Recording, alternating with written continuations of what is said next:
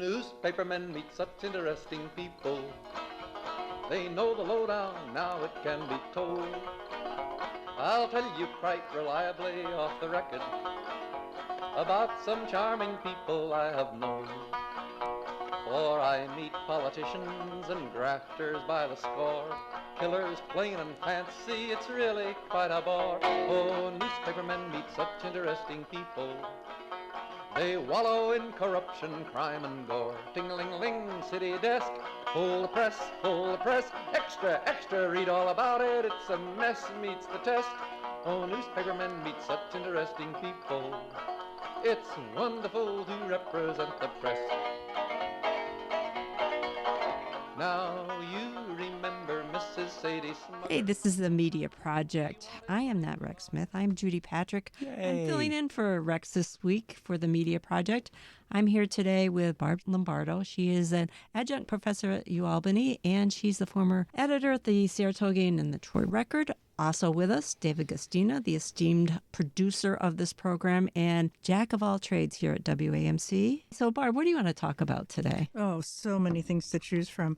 I think we definitely need to talk about the news coverage of the shooting in Minneapolis by a nice person.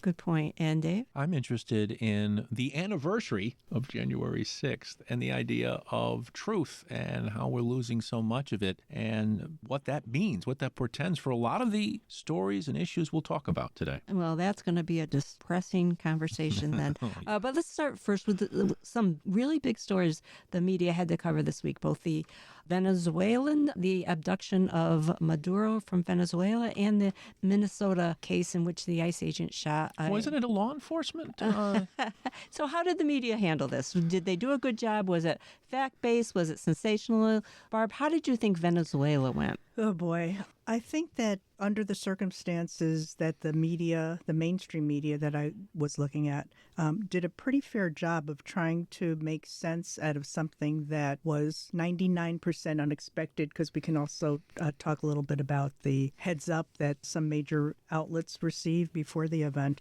I like that you said, what about his abduction? Because all of that is a choice of tone and attitude and words like, was he abducted? Was he kidnapped? Was he arrested? It depends on your point of view of what's going on, and it's a very complicated and weird subject. I think the media's done a pretty good job with it. There's so many issues wrapped up in this situation, including the fact that the Pentagon recently issued a policy we talked about that removed a lot of the more mainstream truth-telling journalists from inside the Pentagon. So then you have to push that forward now into an event like this, where they're going to have those reporters they kept there that are going to follow the policy of the Pentagon, spit out those words they want, and you're then left even more unsure of what really happened. You know, and it showed the value of a seasoned Pentagon press corps in the hours following what happened, because they were asking really intricate expertise kind of level questions that the average reporter, the ones that are installed there now, the people from Newsmax and those other right-wing outlets, aren't going to have that kind of expertise. Although, you know, what I thought in the first 12, 24 hours, there's way too much focus on the military operation and not enough focus on, well, what are we going to do now that we've done this to Venezuela?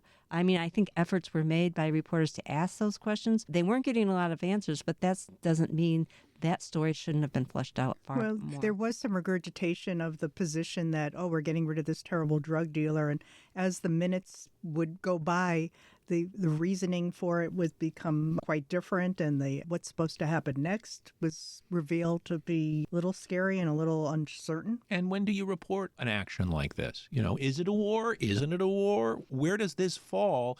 And as we learned this week, I believe it was the Times and the Post kind of held it until, because they're always worried. The Pentagon's always going to come to your newspaper, your media organizations, and say, don't put the troops in danger. But there are other people that were killed in this operation, and they were in danger. And where does the press roll here? Are we rah, rah, rah, go American soldier, do your duty?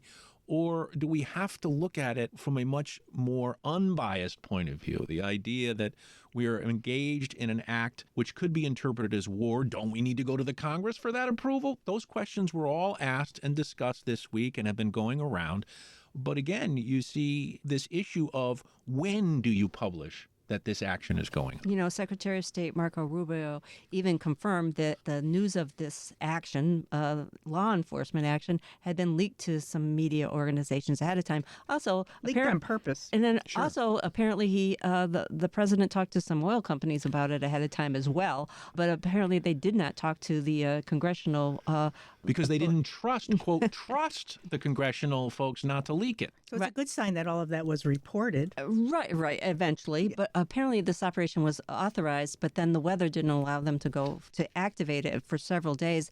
And the news media did sit on this.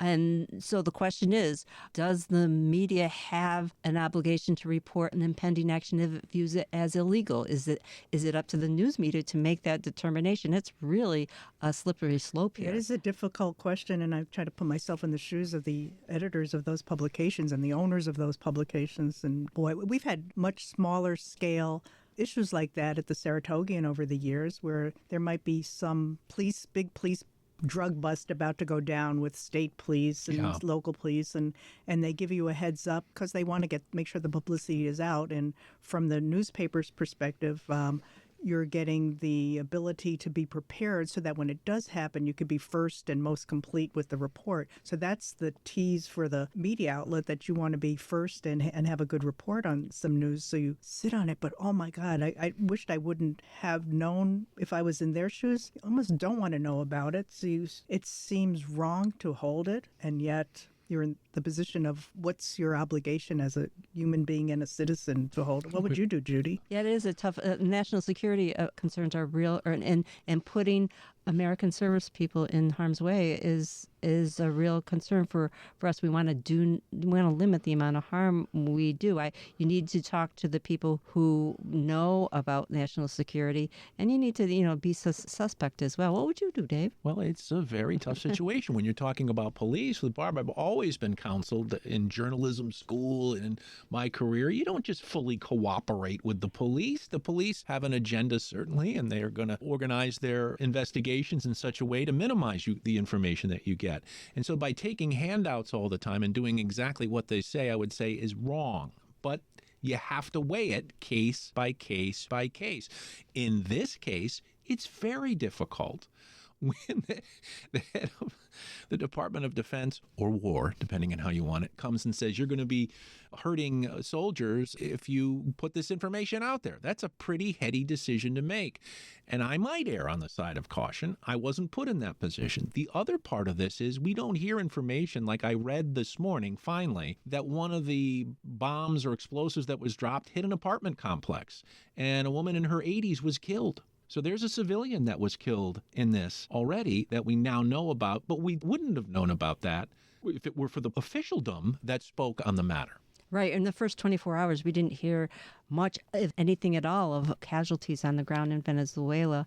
And one of the oddest things, and I think we've gotten way too used to this, is the fact that the world learned about this with a Truth Social post by Donald Trump at 4 o'clock in the morning. We used to have more formalized announcements of major events like this.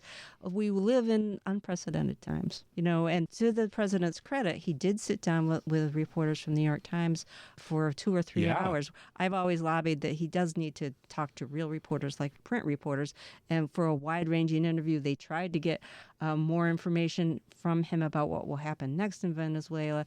At this discussion, we haven't heard everything that they got out of that interview, and we'll see what happens. But, at least there's that amount of information. The problem with the president, and we talk about truth a lot, sometimes we can't really rely on what he says. What he will say something, and then his people have to come to Sunday morning talk shows and say, no, we didn't really mean we're going to run Venezuela. We're just going to kind of leverage our authority to make them do what we want them to do. Well, right. And then you have all the editorial boards. I love that article we had with the different editorials. And one of the only papers was the New York Times that was pointing out, there's a little bit of constitutional question here. Are we really acting in good faith?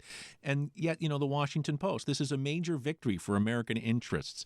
The idea, and this is, in my opinion, where, the publisher, the people who run the papers, they see where it's all going, and they try to play the line. Well, he was clearly a bad guy, so we're not unhappy that he got taken away, and this is going to be a benefit for us. But do we really know that at this early juncture? Right. Some of the editorials were a lot of flag waving about how great our military people are and what a great plan this was. It was months in the making, and the precision of it, and there was that kind of patriotic pride, and we did a good job to get a bad guy out. So that is true, but it's overly simplistic. I mean, there needs to be repeated mention of was it Hernandez, the guy from Honduras, who also drug trafficking and that he pardoned. Right. So is it about drugs or isn't it about drugs? Yeah, and lots of related things about where you can go and not go. Trump's, what was he calling it? The Don Roe Doctrine. The Don Roe Doctrine made me a little ill. But that was the tabloids. The tabloids love these headlines. And that was the New York Post, shock, shock, shock. And then they pick up on it. That's how people remember. That's how you stick things in their mind. He's good at that. You give them phrases, and that works. Hey, what about Minneapolis, where an ICE agent fired on a woman in a Honda Pilot, killing her? Still uncertain at this point about all the details of what happened. But in the early hours, has the media been responsible in terms of what they're presenting to the public and the kind of debates they're putting on the air and in their print and on the radio? I think every time that it's mentioned what the official views were, that you need to repeat that Kristi Noem and the president rushed to judgment, that they're saying things that are markedly not true. This was an opportunity for them to try to bring some calm to the situation and say, we're going to look into this, that it's a terrible tragedy.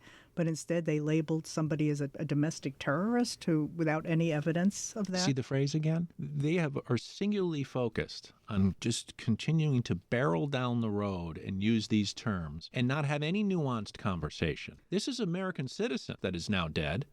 And, agitator she was described as, because she was protesting. So the burden of the media is to report what the official voices are saying, and then with the comeback on it saying, but, this is unproven. Yeah, words and matter. I think that has happened. I've heard it. I've read it. Our roundtable program on WAMC talked about it, brought up all these points. Those issues are getting out there. The media has been doing a decent job on this. It's that it's sort of out of our hands once the people ingest it and decide how to respond to it. I was very pleased with the care they took in terms of vetting the video, because you heard them discuss the fact that they weren't going to put the video that they had on air until they could verify that it was true and accurate, because in this day and age of AI, you can imagine that there are bad videos. There are videos that are not the truth that are out there. They're imaging as we speak today. I've already seen several. Multiple things. The same thing happened with the Maduro arrests, that quickly we saw images, some true, some not, of Maduro in custody. And so I think the New York Times did a yeoman's job of explaining how they vetted their photos and how to determine what was true and what was not. So with all of these stories, you have to pay attention to AI, and you have to just trust credible news sources when you're looking at a video, an image, and even a meme. On CNN this morning, I thought they were doing a really good job in talking to people who are at the scene and protesters or anti-ICE people, whatever, at the scene. And when one of the people they interviewed said, Donald Trump is a Russian agent and Russian asset. And when they came back to the anchors in the newsroom, they said, there's no evidence that Trump is a Russian asset. So it's like, I say, well, yes, I thought that was a smart thing to do so that they're giving a comeback and they're not just accepting an anti-Trump thing or a pro-Trump thing on the face of it. And don't we need to be careful to have a fair representation? Don't we need someone who might be in support of ICE and someone who might be more nuanced in their understanding of things? We should be providing that well-rounded view, shouldn't we? As opposed to the extremes, because that just increases the temperature more. I totally agree with you. And that's one of the reasons, I try to tune into right-wing media every once in a while, just so you get a sense of what your neighbors are thinking. Yeah. I really love, Judy and Barbara, I really loved that during the Times interview with Donald Trump on this horrific situation in Minnesota, that he referred to the video, and the video being horrible, and they pulled it up. And they had him watch it, and he couldn't quite say, well, it was a horrible situation all around. So even though I've seen a video that seems to show the car does bump the guy a little bit, but certainly perhaps doesn't run him over. It isn't running him over, and it can't necessarily be seen as intentional. And even though he probably was sent to the hospital because, as a matter of routine, you're going to want to make sure that you've taken that Oh, sure. step. And you can say he's in the hospital. But then I also read and saw that he just walked away from the alleged attack. But the truth is that even with a video that's accurate, not everybody will interpret it that way. All right, well, let's talk about truth, because early January, it's been 5 years since the takeover of the state capitol, or the Patriotic March. the U.S. Capitol, a mounted insurrection, really, an Yeah. unsuccessful one. Unhappy Americans who were mad at the government and thought the election was stolen. Now, this is an anniversary worth covering every year because this goes to the heart of our democracy. You still have people today, including many public officials, who believe that election was stolen, or at least say that. And that is a complete disservice to this country. It's not the truth, but if you say it enough people will believe it. Or it becomes the official voice. As you erase all Learned in history of our- the other. In our newsrooms and our classrooms, we used to teach people to look at like .edu, .gov as websites that are containing trustworthy, credible information. And now if you're going to go to .gov, you're seeing things that are demonstrably false and politicized on the website, including this whole situation with January 6th. There's a New York Times video that was done shortly after the event and after the insurrection called Day of Rage. And I show it to my students for multiple reasons, including showing how you can tell a story in different ways and using records and videos and putting the narratives together. But I'm choosing that one so they can see what happened that day with their own eyes. And then I ask for feedback from them. And most of them are surprised. So what did you learn from it that you didn't know about? And most of them were surprised about how orchestrated this takeover was.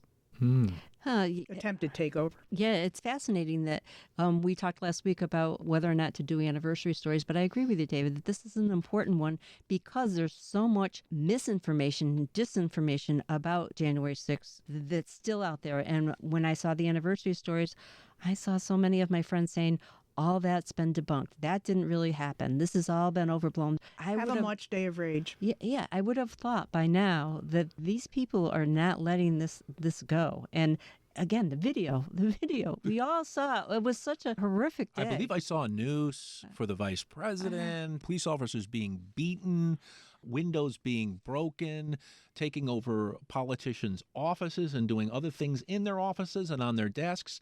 It was the worst behavior that Americans can turn toward their government. And they did it for a reason that wasn't the truth. Right. So many of them, probably most of them, were driven by a sense of patriotism. Correct. And they believed what they were being told, and still believe, many of them still believe what they are being told. So how do we as a media report on those things? What do you use as a source to retell this story? Right. And let's not forget that Donald Trump pardoned all of those people. Everyone. And so what you will see occasionally is a story about one of them being rearrested for some other crime. So I guess that's the only thing you can do. I mean, we talked about the fact that they had a plaque to honor the Capitol police officers who violently defended the Capitol building that day. And Mike Johnson, the speaker, refuses to install it. So I think it's a story that the media should continue to cover because there's so much knowledge that needs to be imparted to the American public. Yeah, So- it's not lazy journalism. It's responsible journalism by covering this anniversary as a reminder to how democracy can be lost. Right. So I love CBS News. I grew up watching Walter Cronkite and Dan Rather. So I was watching The with co-opted with some trepidation as the new anchor, Tony DeCopel, began his stint as the anchor of the news. Anybody else get a chance to watch? Get any sense Well, it of was what's early. going- He came on Saturday, right? Yeah, because of what was happening. in Something Venezuela. happening in Venezuela, yeah. You know, and a lot of criticism even today continuing for Barry Weiss, the new head of CBS News, for the fact that she pulled that controversial, or not that she controversially pulled the segment on the treatment of prisoners at a Venezuelan camp or prison. And can I just say that I was stunned when DeCopel ended one of the network's Yeah. evening newscasts this week with a salute to Secretary of State Marco Rubio. The segment, went through all of the things, all the new duties he has, the titles and responsibilities. And he ended by saying, whatever you think of his politics, you've got to admit it's an impressive resume. And after all that's happened over there with 60 Minutes and Barry Weiss and the lawsuit and all that, how could you not interpret that as I'm being nice to the people who control me? Walter was spinning really quickly in his grave. And Dan Rather, God bless him, Cronkite, she's is still referring to. above ground. He's got some witty phrase for it, I'm Yeah, sure. Yes. It's really disgraceful. So he did the Rubio sycophant. Oh, it's a guy from Florida, and he also was criticized, I think, rightly for his soft peddling of the January 6th anniversary. Exactly. Yeah. Can we take a moment to reflect on the passing of the Corporation for Public Broadcasting? Oh, my goodness. The private nonprofit corporation established by Congress through the Public Broadcasting Act of 67. It officially dissolved this week because They voted themselves out. well, yeah, you know, it takes a little bit of oomph to do that. They did that, they said, in part because Congress had rescinded all of its funding after many, many years of political attacks, and they said it made it impossible for them to continue to operate. Of course, they didn't have any money. That also makes it difficult. This is important because about 70% of the money was distributed directly to over 1,500 locally owned public radio and television stations, Including across the this country, one. and delivered educational programs like Mr. Rogers' Neighborhood and Sesame Street, which some of that programming is available on HBO if you happen to be able to afford HBO. Yeah, right. So what does this mean to WAMC? Well, you know, I think one of the things that people should understand is this is a sort of final gasp, that the money had already been rescinded. So they're doing this now, but the status quo remains. WAMC is a larger public media organization. We're a network. And as we've told our listeners, when we first learned about the money being taken away, we are not going to be as hurt as bad as these rural, smaller public stations, which you and Rex and Barbara have been talking about since the announcement of the money going away. And that's the real issue. Will we survive here? Yes, I believe we will. And we're about to go into a fund drive in February. We already have over $300,000 in our lockbox. So that's a good sign. Just because 2% of the American public gives to public broadcasting doesn't mean that we can't survive on that. People just have to know. So we have to remind them now. And as you and Barbara pointed out to me, WAMC needs to remind people, don't worry by this announcement. We're still here. You can help. And like I say, we're large enough that we can sustain the blow. But it's these other smaller stations around this country that really need our help, because they will lose programs, they will lose personnel, and in some cases they'll drop off the air altogether. Right, and they're an important source of, basic information, like in Alaska about fishing reports, or how the tides are coming in the Midwest about, the crop reports or what's happening. Just the weather forecast in some ways. You don't want to walk out your door and slip down the stairs like we could have this week. Yes, and some of these areas do not have the advantage of having great internet systems, so that over-the-air broadcast means a great deal to them.